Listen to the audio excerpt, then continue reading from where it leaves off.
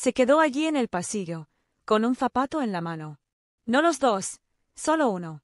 Como si hubiera salido con prisa y hubiera vuelto por error. La observé en silencio desde la cocina, con el resplandor del refrigerador iluminándome un lado de la cara. El resto de la casa estaba en un silencio sepulcral, salvo por ese leve zumbido en el techo, como si la casa misma contuviera la respiración. Al principio no me vio. Estaba demasiado concentrada en su teléfono, tecleando algo frenéticamente. Tenía el pelo húmedo, el pintalabios desaparecido, la pulsera en el brazo equivocado, detalles insignificantes que empiezas a notar cuando todo tu mundo pende de un clavo. Entonces ella habló. Plano. Ensayado. Volveré más tarde. Se giró hacia las escaleras como si no hubiera dicho algo inexplicable. Sin beso. Sin explicación. Solo esas palabras. No me moví. No parpadeé.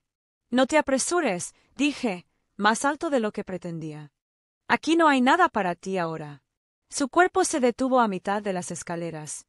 Ni la cabeza. Ni los pies. Solo la columna, como si se quebrara bajo el peso de lo que ella creía que yo desconocía. No miró atrás. Nunca lo hace. Cuando se siente culpable, siempre sale de la habitación como una actriz al final de una escena, segura, pero vacía. Arriba, oí que se abrían unos cajones. No con suavidad, sino con un brusco movimiento. Estaba empacando. Bueno, me daría tiempo. Porque lo que ella no sabía, todavía no, era que lo había encontrado. Ni los mensajes, ni el recibo manchado de lápiz labial, ni siquiera la tarjeta de acceso al hotel que, según juraba, pertenecía a un compañero de trabajo. Algo más, algo tan silencioso, tan accidental, que no podía mentir. Estaba en su voz. Hace 3 noches, la forma en que dijo mi nombre cuando creía que estaba dormido, como si fuera una carga. Fue entonces cuando lo supe. Esto ya no era un matrimonio. Era una sala de espera. Y alguien más ya la había llamado. Hay un cajón en el pasillo que se atasca si lo abres muy rápido. Siempre ha sido así. Arreglé todo en esta casa. Estantes, fugas del fregadero, puertas de armarios, pero nunca ese cajón. Ahí guardaba el viejo iPod. No su teléfono, sino el iPod. El que no tenía contraseña, ni nube, ni acceso rastreable. Ella lo llamaba su bebé vintage. Yo lo consideraba innecesario. Hacía años que no lo usaba. Al menos, no donde yo pudiera ver. Pero esa noche, sobre las 2:40 de la madrugada, después de que se fuera de nuevo con su bolso y se despidiera con la misma frialdad, lo oí. Un timbre suave, débil, como una nota de voz terminando. No lo habría oído en absoluto si no hubiera estado en las escaleras, sentado en la oscuridad como un fantasma que no sabía cómo salir. Abrí el cajón. Y allí estaba, la pantalla aún encendida, el archivo de audio recién guardado. Le di un solo golpe. Su voz se escuchó distorsionada y cerca del micrófono, como si le susurrara secretos al oído. No sé cuánto tiempo más podré fingir. Me mira como si todavía creyera que estoy bien. Me dan ganas de gritar. Se me cayó el alma a los pies. Pero no me moví. Dejé que siguiera sonando. Nunca lo entenderá. Cree que callar es fuerza, pero es solo cobardía. No lucha por mí. Simplemente absorbe. Ya no puedo vivir en ese silencio. Entonces, una risa, pero no la suya. La de un hombre. Distante, pero segura. Cálida. Como si esto hubiera estado sucediendo durante meses. Años, tal vez. Y entonces dijo algo que me dejó sin aire en los pulmones. La próxima vez que diga que volveré más tarde, puede que no vuelva en absoluto. El audio terminó. No lo borré. No tiré el iPod. Me quedé mirándolo hasta que la pantalla se puso negra y el pasillo se sintió frío. Todo este tiempo, pensé que era yo quien se estaba retirando. Pensé que tal vez había estado trabajando demasiado distraída, demasiado cómoda con nuestra rutina. Pero no. Se estaba preparando para dejarme mientras yo todavía me disculpaba por no lavar los platos. No dormí esa noche. Me senté en la sala y lo reviví todo, como cambió de champú hace 3 meses, la repentina membresía del gimnasio, las cenas mensuales con gente que no conocía. Le di espacio. Le di tiempo. Le di el beneficio de la duda. Todo lo que me dio fueron estrategias de salida. A la mañana siguiente, salí temprano, antes de que ella regresara. Caminé 6 kilómetros sin rumbo. Solo necesitaba el viento. Necesitaba sentir algo que me abofeteara y no fuera mi propia estupidez. En un restaurante cerca de las afueras de la ciudad, pedí panqueques y me quedé mirándolos. Yo no comí. Me quedé allí sentado pensando en cómo alguien puede vivir en la misma casa que tú. Y aún así, orbitando un planeta completamente diferente. Cuando volví, su coche había desaparecido otra vez. Su taza en el lavabo. Un anillo de lápiz labial. Una nota en el mostrador. Necesito aclararme las ideas. No le des tantas vueltas. Vuelvo esta noche. Oye. Ni siquiera escribió. Amar ni una pizca de calidez. Solo, como la firma de alguien que ya había decidido desaparecer. Tomé la nota, la volví a leer e hice algo que no había hecho desde el 2.º año de matrimonio. Abrí su armario. No para curiosear, sino para ver si aún podía olerla en la ropa. Pero la mitad de los vestidos habían desaparecido. Faltaba la bolsa de viaje que solo usábamos para las escapadas de fin de semana. Y entonces vi la segunda nota, doblada, metida entre las cajas de zapatos. No estaba dirigida a mí, y empezaba con 2 palabras que me nublaron la vista. Mi amor. Me temblaban las manos al abrir la carta. Algo dentro de mí ya sabía que no debía leerla, pero otra parte, la que llevaba meses convenciéndose de que todo estaba bien, necesitaba hacerlo. No sé cuánto tiempo había estado encajado detrás de esas cajas de zapatos, pero el papel estaba ligeramente arrugado, casi tibio por estar escondido dentro de nuestra casa como un parásito. No fue largo. Apenas 5 líneas. Pero me impactó más que cualquier cosa que le había oído decir en el último año. Mi amor. No te sientas culpable. Yo también odio esa frase, pero lo que tenemos se siente como volver a respirar. Él ya no me nota. Tú sí. No puedo perder eso. No lo haré. Solo dame un poco más de tiempo. Oye. La caligrafía era inconfundible. Sus A siempre tenían un borde afilado, como una cuchilla clavada en la página. Me quedé allí en nuestro dormitorio sosteniendo esa carta como si me hubiera herido físicamente. Seguí releyendo una parte una y otra vez. Él ya no me nota. Me di cuenta de todo. Me di cuenta de cuando dejó de tararear mientras doblaba la ropa. Me di cuenta de cuando se duchaba con la puerta cerrada, aunque solo éramos 2.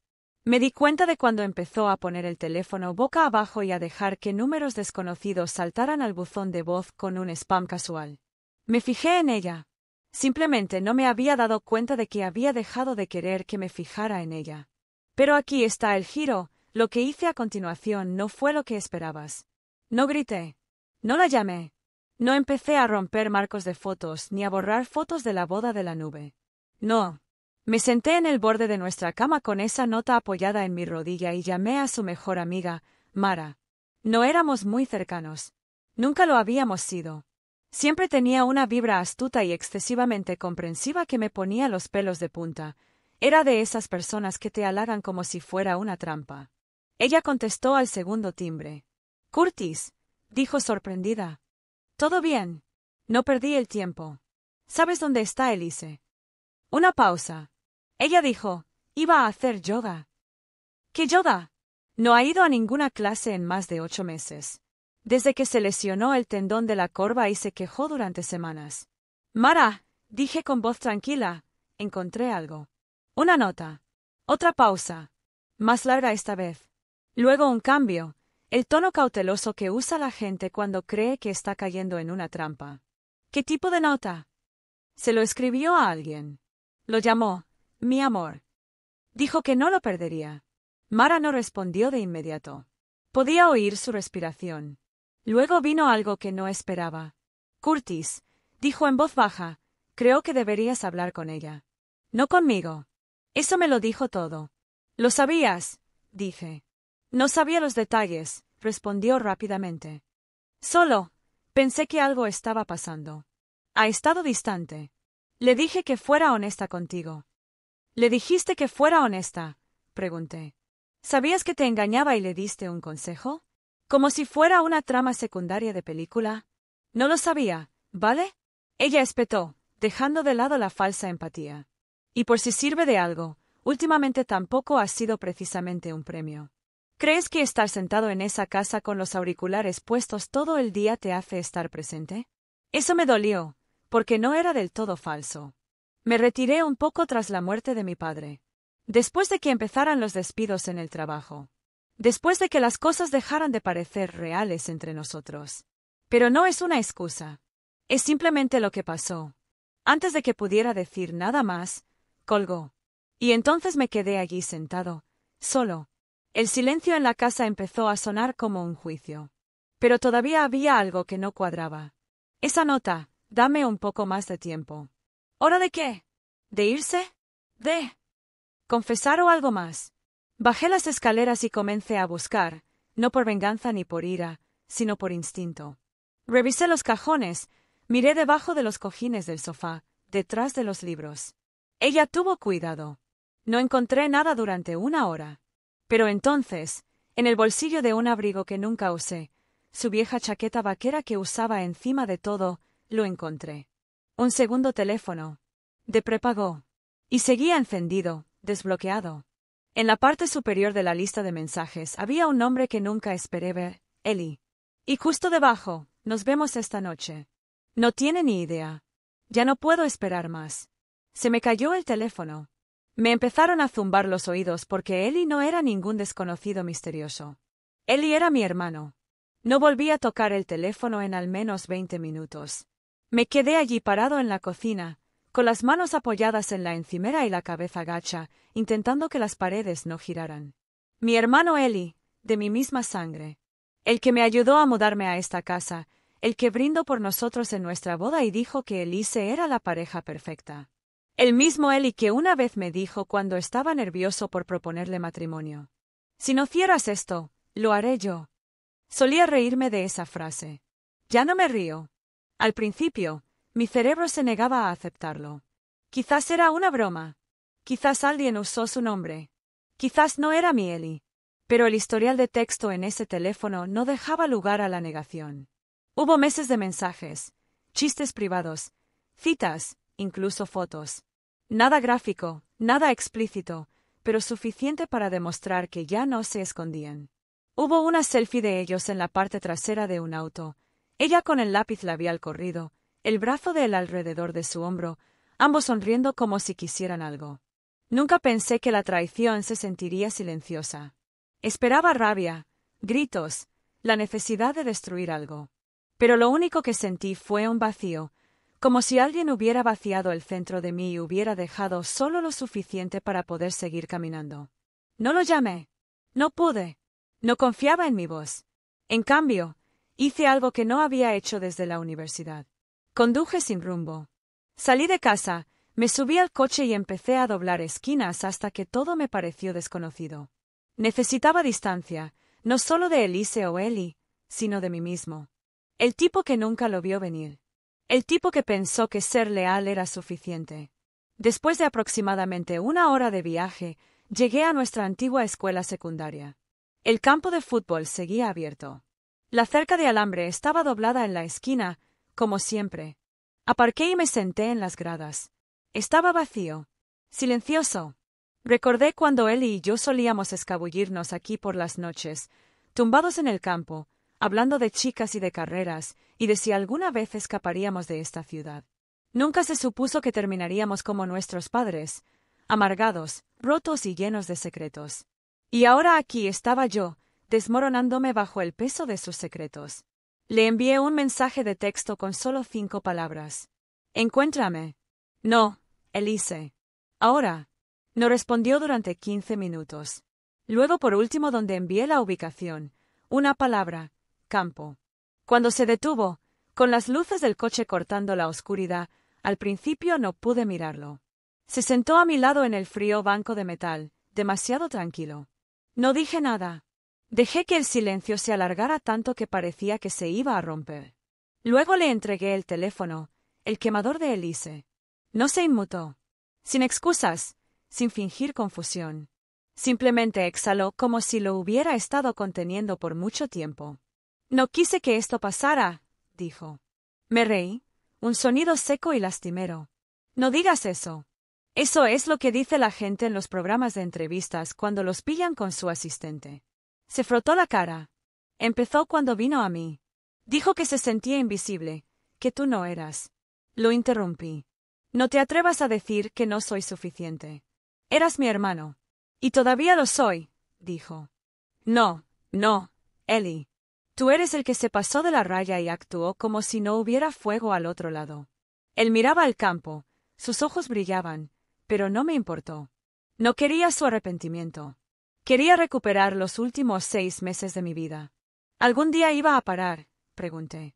¿O simplemente iban a seguir acostándose a mis espaldas hasta que me cayera muerto o los atrapara en el acto? Él no respondió. Y ese silencio era peor que cualquier confesión. Me puse de pie, paseando. Mis dedos se clavaron en mis palmas con tanta fuerza que sentí el escozor de la piel rota. Luego dijo algo que nunca olvidaré. Ella iba a dejarte pronto. Simplemente no quería hacerte daño. Me volví hacia él lentamente, en voz baja. Entonces, ¿por qué a ninguno de ustedes le importó que ya estaba sangrando? No me siguió cuando me alejé. No me llamó. Simplemente se quedó allí sentado, viéndome desaparecer en la oscuridad, como si supiera que había perdido a la única persona en su vida que creía ser mejor que esto.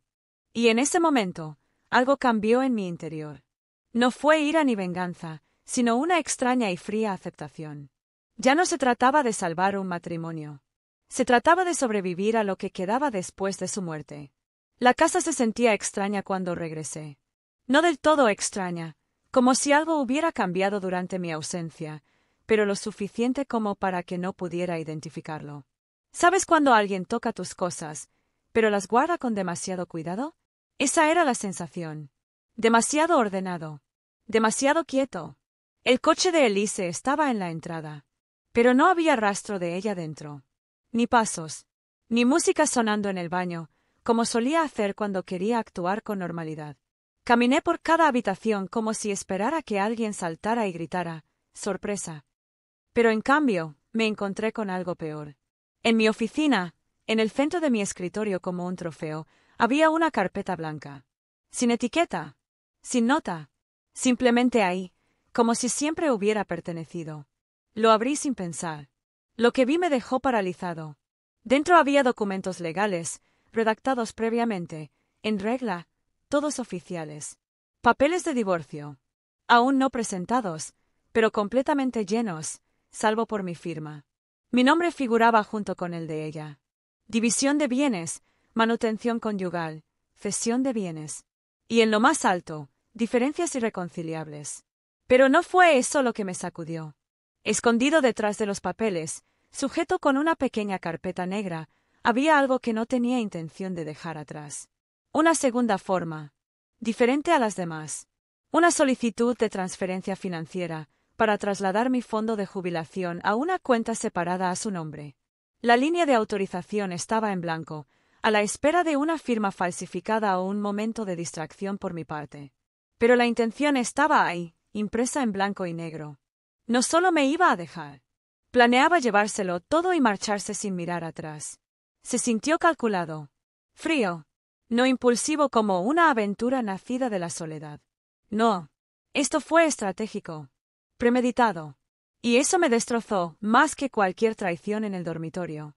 Me senté con fuerza en la silla del escritorio y todo el peso cayó sobre mí. El hombre que yo creía ser, fiel, constante, quizá un poco aburrido, pero siempre presente, estaba siendo borrado pieza por pieza. No corría hacia algo nuevo. Se me escapaba, como si yo fuera un error que no podía permitirse dejar sin corregir. No lloré. No grité. Solo me quedé mirando esa frase. Entonces escuché las llaves de la puerta principal. El suave golpe de su bolso al golpear el banco. Pasos por el suelo como si nada hubiera cambiado. Como si este siguiera siendo su hogar.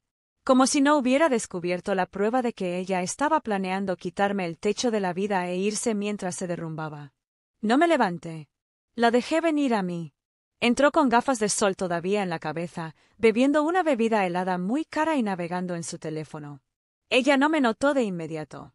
Entonces sus ojos se posaron en la carpeta y su rostro se quedó vacío. Se quedó paralizada a medio paso. No habló. Solo esperó. Como si tal vez sí se hubiera quedado quieta el tiempo suficiente. Cerré la carpeta y fingí que nunca la había visto. Empujé los papeles por encima del escritorio. Sin palabras. Ella abrió la boca, probablemente para mentir, pero levanté una mano solo una vez y se detuvo. «Ibas a dejarme sin Blanca», dije en voz baja. «Ibas a tomar todo lo que había construido y dárselo a un hombre que me ayudara a elegir el anillo con el que le propuse matrimonio». Curtis comenzó a acercarse. «No», dije con la voz entrecortada. «Simplemente no nos insultes a ambos con un guión». Ella se sentó en el borde de la silla frente a mí, por primera vez desde que todo esto empezó. Parecía asustada. No culpable. No avergonzada. Asustada. Esperaba ira. Esperaba negación. Pero en lugar de eso, susurró algo que no entendí. «No quería que lo encontraras todavía». «No. Lo siento. No. No es lo que parece. Simplemente todavía no». Como si todavía creyera que controlaba la línea de tiempo. Como si ya no fuera parte de esta historia. Solo un accesorio que aún no se había quitado. Me incliné hacia adelante lentamente. «¿Cuánto tiempo?», pregunté. Ella dudó. Me puse de pie. La silla raspó el suelo con tanta fuerza que ella se estremeció. «¿Hasta cuándo?», repetí. Ella no me miró cuando lo dijo. «Casi un año». «Un año. 12 meses. 365 días de trasnochar, reuniones extra, y ella metiéndose en la cama después de medianoche susurrando, «No te preocupes. Vuelve a dormir». Pero lo que dijo a continuación cambió todo lo que creía saber sobre ella. Y no se suponía que fuera Ellie. Mi corazón tartamudeó. «¿Qué?». Ella me miró ahora, con los ojos rojos. Él no era el plan. O sea, empezó con otra persona. Me quedé mirando, entumecido. «¿Me estás diciendo que había más?». Un lento asentimiento. «Curtis», dijo ella suavemente. «Nunca me viste. Solo viste la versión de mí con la que te casaste». Y me cansé de fingir que todavía era ella. Algo dentro de mí se dobló como si el suelo cediera bajo mis costillas. Y luego susurró una última cosa, algo que probablemente pensó que sonaba como honestidad. Empecé a planear mi salida incluso antes de darme cuenta de que estaba haciendo trampa. Salí de casa antes de hacer algo de lo que me pudiera arrepentir. El aire exterior me golpeó como si hubiera entrado en otra versión de mi propia vida. Brillaba el sol. Los niños andaban en bicicleta por la calle. Un vecino,